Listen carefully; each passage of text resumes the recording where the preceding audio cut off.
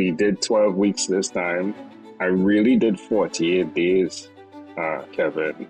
I did 1,068 conversation over 48 days. He drunk. He was dead for a few minutes. They eventually resuscitated him and he came back. I slept until 3:30, woke up in a stupor, flew off the bed, and then caught on to the other person I had. I asked what was her earliest childhood memory, and she told me it was falling into a pool and drowning. My vision is that we give hope, and hope is spelled out as helping others pursue excellence.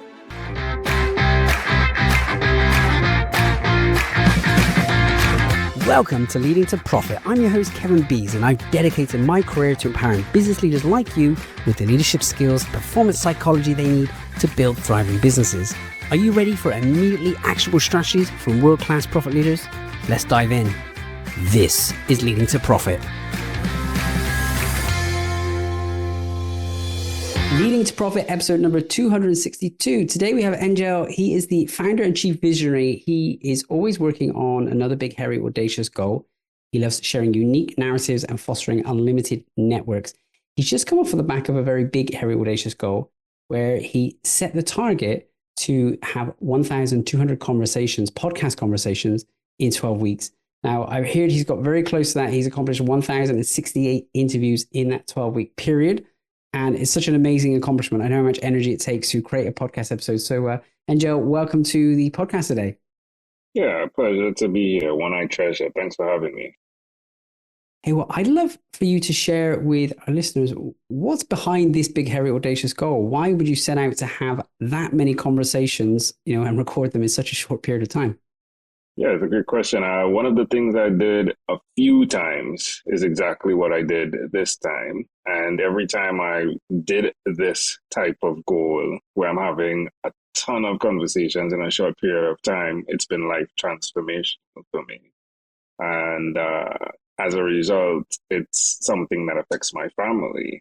More than anything else, I do look to how I can affect my family. And the podcast has been a very cool way of learning quickly. There are other things I do to learn, but the podcast has been my favorite, yeah? And just seasonally podcasting the way we do through those big, hairy, audacious goals. My wife never likes the hairy part of that statement, yeah? But nevertheless, it's the thing that brings me the most joy in my life, yeah? So, here we go. Well, and you say the word joy. Now, I was fortunate enough to be one of those guests on your show, and it was a phenomenal experience. Now, I think it was at the very end of your day, and I did get the sense that you were joyful. I think something like that would probably exhaust people, drain them, but you seem very pumped from the day's recordings. So tell us about your experience of doing that. Like, what's it like for you? Yeah, it's definitely something that takes energy. Yeah, it takes a lot of energy. And thankfully, I've been able to understand my body and to understand what it takes and what it doesn't take to get this going. We did 12 weeks this time. I really did 48 days, Kevin. I did 1,068 conversation over 48 days. So we built Monday to Thursday as when I would podcast. I was speaking from like 5 a.m. I would start, and then there were blocks when I would get rest. And then Friday, Saturday, Sunday, I wouldn't be speaking to anyone but my family. And that is because I lost my voice every other time I did this. I lost my voice, somewhere in the hundreds. I would lose my voice, and it's one of the most painful experiences, losing your voice and having to still show up. So if you go back in the archives, there are conversations where I sound like a bullfrog. Yeah. But we did it. I did it. And I say we because of the team. I've always had a team built around these goals, and they are the ones that help me make this possible. Because as you mentioned earlier, there is so many things that go into producing one podcast episode. If it's 1 minute, it's 1 hour. The fundamentals are the same, yeah. So it's been it's been taxing, and but at the same time, I'd like to highlight it's interesting that when people are showing up to have a conversation, that energy can fuel you. Where I'm speaking to you at the ending of not just the hundreds of conversations, but at the ending of a day and still showing up energetically. And it's really two-sided or two folds that go to make this thing work, right? You're showing up with an energy, and then I meet your energy. And within that space, there's a beautiful, magical experience that happens. And it's only virtual, right? But one of the things that really gets me going is the opportunity to then meet you physically, which has happened in the past, where my wife and I ventured across 48 states and Canada after having 1,900 conversations and meeting people.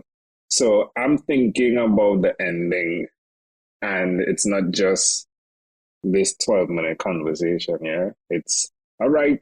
When I'm listening to my conversation with Kevin a year from now, and I'm driving to meet Kevin, I would like to know I had these topics covered so that when I meet him, my curiosity now in terms of his children or is he still married, right? Did he weather the storms of what goes with the marriage, right? So it's like that's the thing that keeps I get amped up. Yeah. Beautiful. Well, then you are welcome to come down to Australia, my family, and I would love to meet you in person. Or, of course, you're in Trinidad and Tobago. We could make it. That's a good reason to come. We've never been there. Yeah. Sounds like a beautiful place to come visit. So we're in. It's done. It's done. Love it. Out of all of these, now I know this isn't the first time you've done this. You've got a lot of other episodes out there. So I'd imagine you're in several thousand, or more episodes that you've done in total. Right. So released episodes were all of like 3,000. We've crossed the 3,000 in released episodes. The bank has almost 4,000 episodes recorded.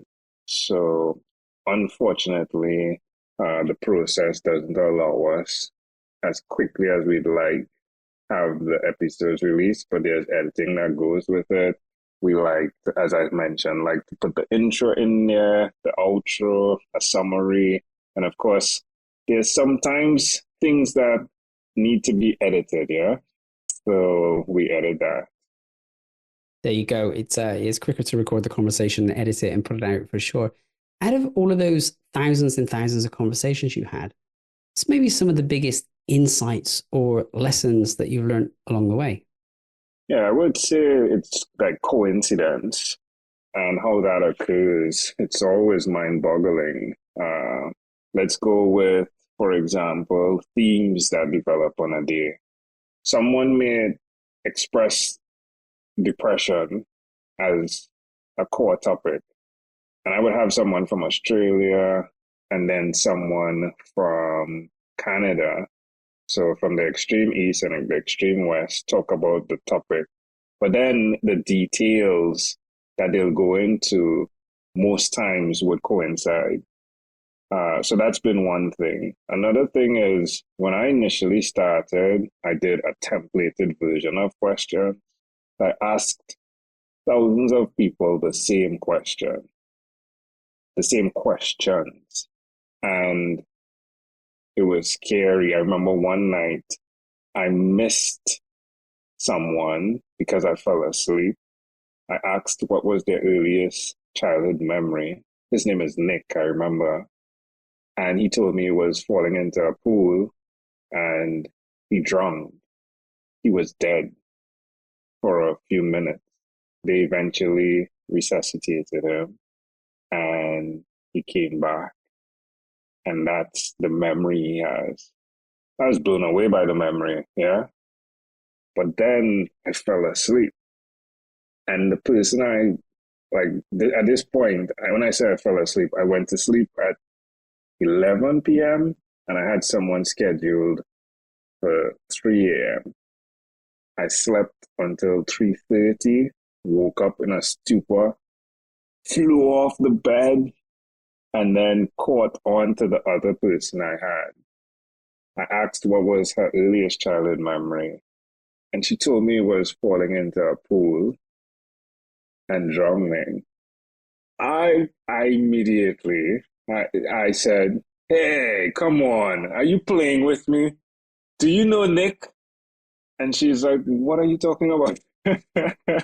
So these are just some of the types of things that I've seen, and I sum up to when we build momentum. So I learned something. It talks about momentum is focused intensity over time multiplied by God. Yeah.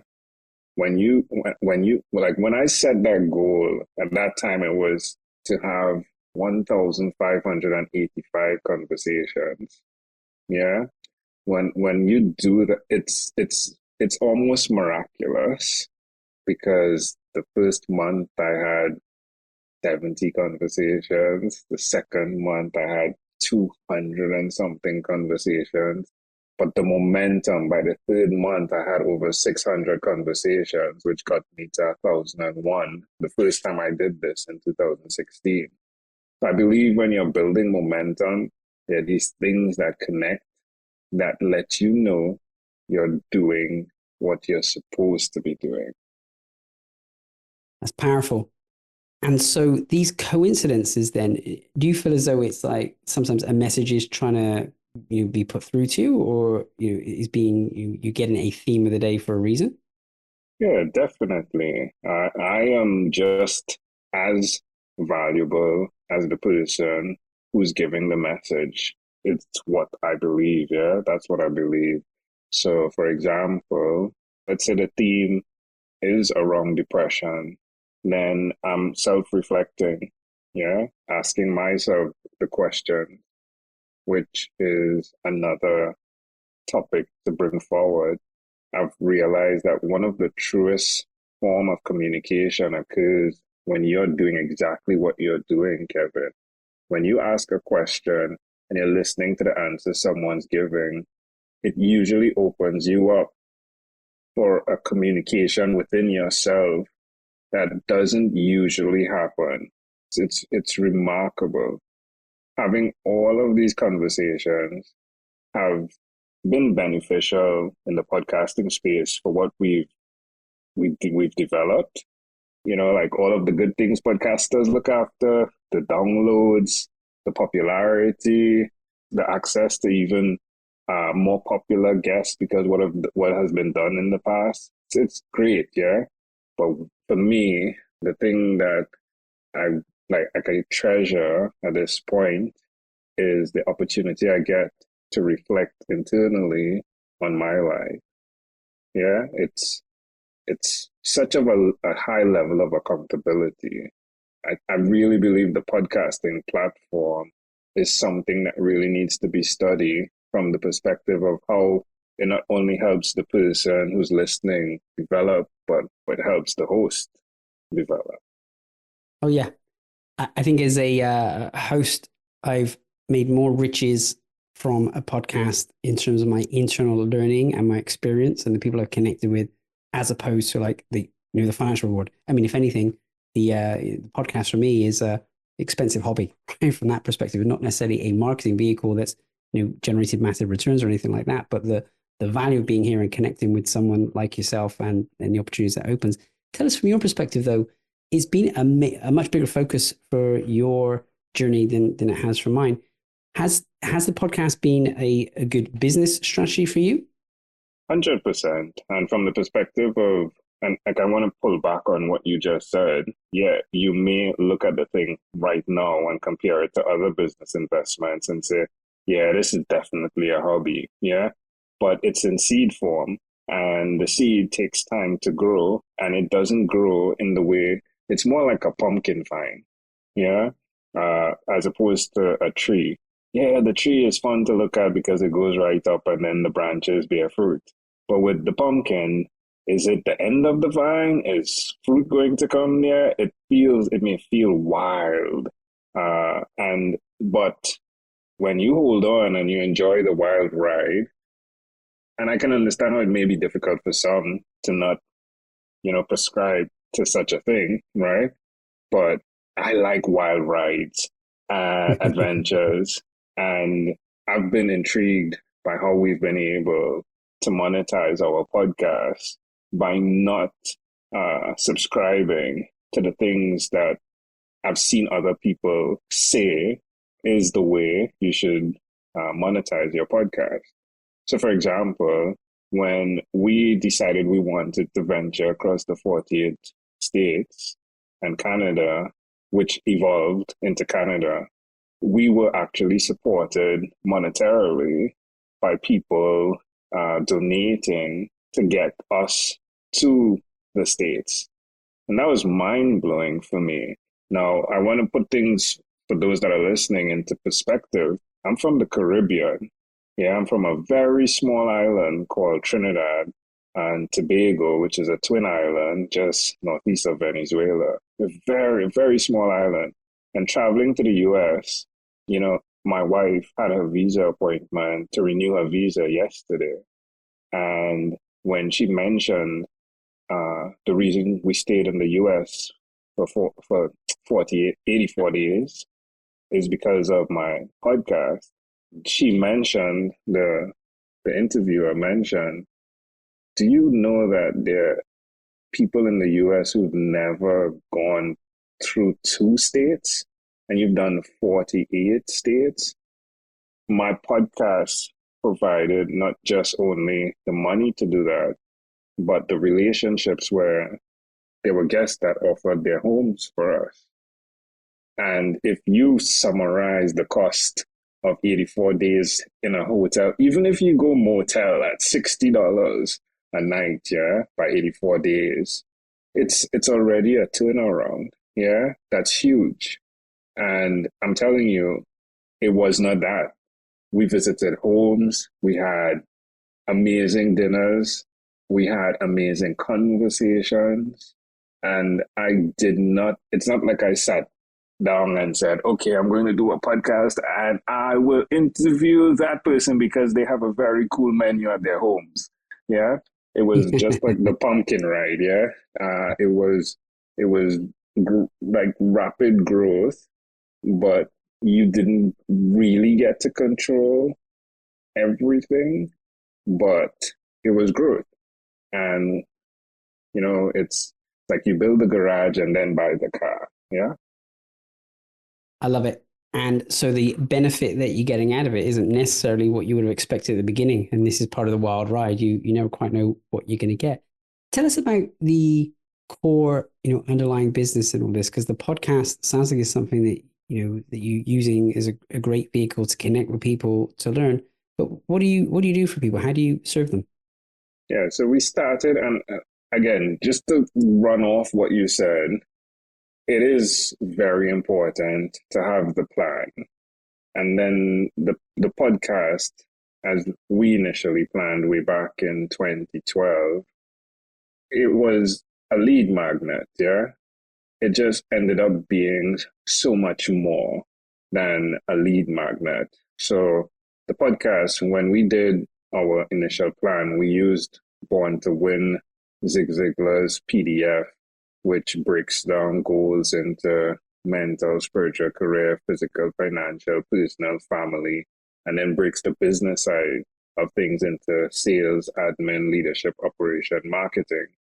When we were building that out and we built our funnel, the podcast, flyers, books were on top of the funnel. But oh my, I'm blown away today by what it's become, right? Now, what I do, so my initial vision was that I would be the most trusted voice as my brand. And the way I achieved becoming the most trusted voice is by having conversations and building relationships where my takeaway wasn't something I needed to sell someone. It's been really clear for the most part. If I'm selling something, it's because I believe in it. I believe it works. So, for example, the Born to Win PDF, it's a free thing. The book is what connected me to the PDF, and I love Zig Ziglar and what he teaches and how he teaches it. I listen to Zig's sales recordings and how he teaches. But again, to answer your question and ensure that I am serving as best as I can, the podcast was simply on top of the funnel for being able to coach people. So my vision is that we give hope, and hope is spelled out as helping others pursue excellence. However, there is no way this Trinidadian guy, I'll say Trinbagonian, yeah, to combine the islands, would have been able to even like somehow reach the market that I've been able to reach through the podcast. If I was using Facebook ads, if I was using Google ads, if I was using billboard ads, yeah, it's phenomenal what is possible with two things. One, the reach of the podcast, yes, but secondly, knowing who you are. It's the biggest takeaway, yeah? When you get really, really clear on who you are, what you are here to do as a service to humanity, one connects to the other, the bridge is built, and it's only for you to action the thing, yeah? I love that. So I love this help others pursue excellence, and you be clear on what you're here to do. You're talking about connections between episodes, episode 261, which was also recorded today. When we're recording this, he said something very similar. He was drilling right into purpose. And of course, once we are very clear on our purpose and what we're here to do, then it will help. So there's a definite connection. I'm seeing a theme or the coincidence come out of the calls already today. So one of the questions we ask on the show is we say the quality of the questions we ask ourselves impacts the quality of the life that we lead. With that being true, what's one question you asked has had the biggest impact on your life, Engel? Oh, I love that question. I love that. So I'll dig into identity. I think so. When I say identity, there's this element of 4 words that make up the concept of identity: choices, consequences, results, and intention. And when I ask myself the question of what is my intention, it then clarifies the thing that I thought was most important, which was my choice. So I believed initially that, yeah, once I made the correct choice, then I would have the correct consequence and then the correct result. But when I got really clear on understanding what is my intention, as an example, I'm having this conversation with you. I could have worn like my best suit, yeah. But then I'm thinking, what is my intention for this conversation? And my intention is that I would bring hope. And at this particular time in my life, this is me. This is full 100% me. So the choice I made is to simply show up the way I would actually be home at this particular time. And the consequence of that is that hopefully it comes through that my conversation is all about hopefully bringing the inspiration to those that are listening. My result, that is, yeah. So my biggest question has been, what is my intention? Want to know exactly where your business is leaking profit? Take my free profit scorecard. It's a quick and simple tool that will help you identify hidden gaps and opportunities to maximize your bottom line in just a few minutes. Visit www.profit.gifts and get your personalized results today. Now, back to the show. Such a powerful question. What is my intention? And that can change a lot of things for a lot of people. I know if you're stuck in a place of making a decision or making a choice, I guess asking that question, what is my intention, will really bring a lot of clarity so you can make that choice easier. It has for me, my friend. Just stopping to ask the question has protected me as well. Yeah, because there are parts of me that fuel what I do that sometimes it's by default, just automatically, yeah. It's from let's call it the programming, right? Yeah, tons of programming that's going on, but just stopping, just taking a minute to ask, what is my intention, has really brought some level of consistency in my life. Yeah. And I would say patience. Yeah, it's definitely developed patience. Wonderful. Tell me about the patience. How has it developed patience in you? Because I don't know if I'm necessarily a patient person, so I don't know if that question would bring out patience for me.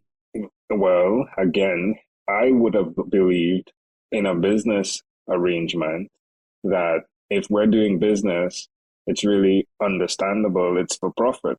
Very simple, right?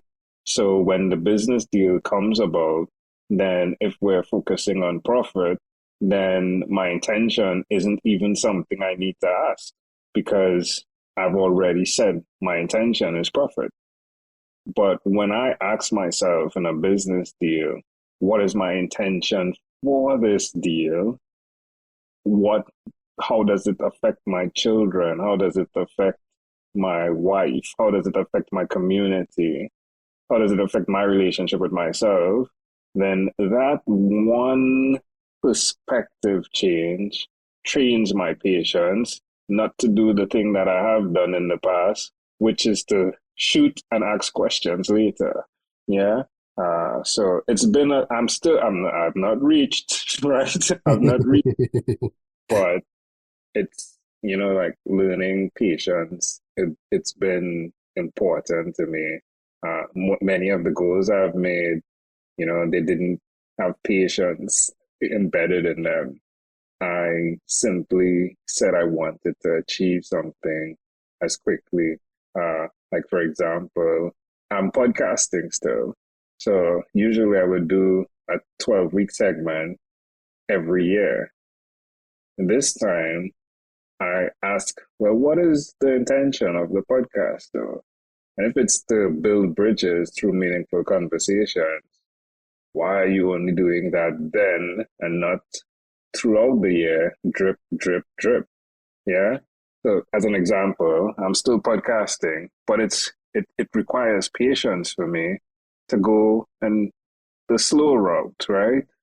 What I consider slow at this point, yeah, in comparison to the fast route of just 30 conversations in one day. I love it. Very, very clear intention. And I think it will also change the energy of how you show up with things. If you're clear on your intention going into that. Now, I think it kind of brings the conversation full circle because I know before we kicked off on the call today, we're having a conversation about the amazing amount of episodes that you've done.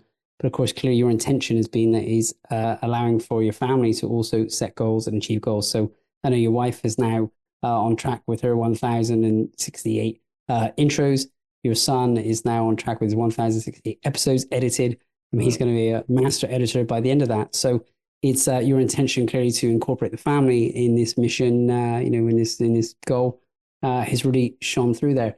As we look to the future, what are we going to see in 2025 and beyond for you? I think being able to connect to other podcasts is definitely something I'll do to simply highlight what I've done. I can tell you what I've been doing in the background.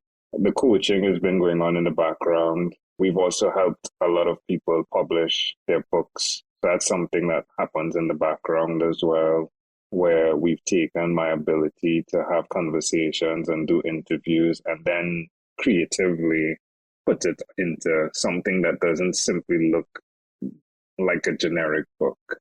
Not that we haven't done that, but I'm really excited about creating books that look like something that's fun to read that matches the content. Yeah. So it's very important that it doesn't just look great, but that the content matches the look. So that's been something we've been doing. I'm really excited to help specific people with what they want to achieve, and then making it a big, hairy, audacious goal. Yeah. So one of the things I've done, Kevin, that you'll see consistent in my life is be the test subject for the thing I'm about to sell. So I can sell creating a big, hairy, audacious goal, pursuing a big, hairy, audacious goal, and achieving a big, hairy, audacious goal. And that the fundamentals are the same, whether it's a monetary, well, anything, yeah? If it's mental, spiritual, career, physical, personal, financial, family, sales, admin, operations, marketing, and leadership. Whatever it is, you can attach a goal and go for it. Now, the one thing that I've learned through this entire process, that's the challenge, is balance. Yeah. So that's been the thing that I've been tuning into. How do I do this and remain balanced? And for those listening, it's seesaw. It has never been for me level or balanced. It's the fulcrum's there, but it's either up or down. But the intention is that this can be a balanced life.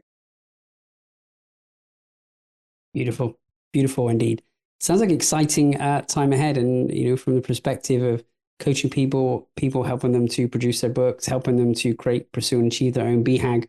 What a wonderful thing that you're doing in the world. And you said your intention was to share hope and help others pursue excellence. I'm feeling you've definitely ticked that intention off today on the call, and I can tell you're doing it every day. So I'm so very grateful.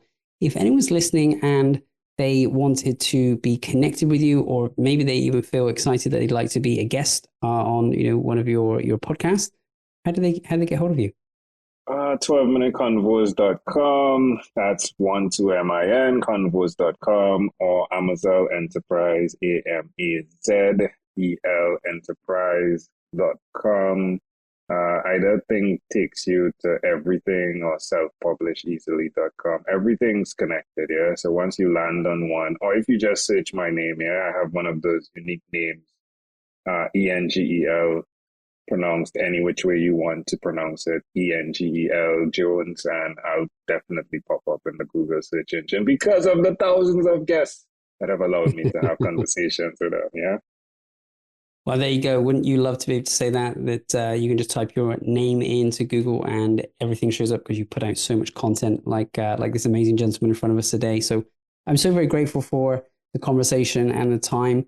The key messages that come out of the show for me is, this is a great opportunity in conversations like this for self-reflection.